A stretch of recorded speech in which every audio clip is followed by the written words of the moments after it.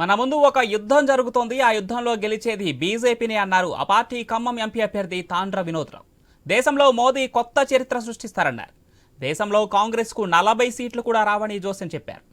BRS party సంగతి చెప్పనవసరం లేదన్నారు. ఇక్కడున్న నాయకులు తమ స్వలాభం కోసం తప్ప అభివృద్ధి కోసం ఆలోచించడం లేదని పేర్కొన్నారు. తనను గెలిపిస్తే ఖమ్మం జిల్లాను అభివృద్ధి చేసి చూపిస్తానని హామీ ఇచ్చారు.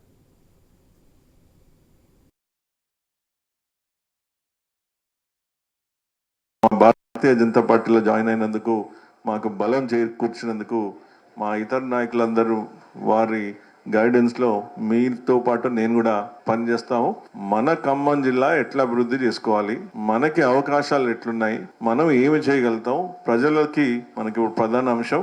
అక్కడ దేశంలో నరేంద్ర మోడీ గారు ఒక కొత్త చరిత్ర సృష్టిస్తున్నారు.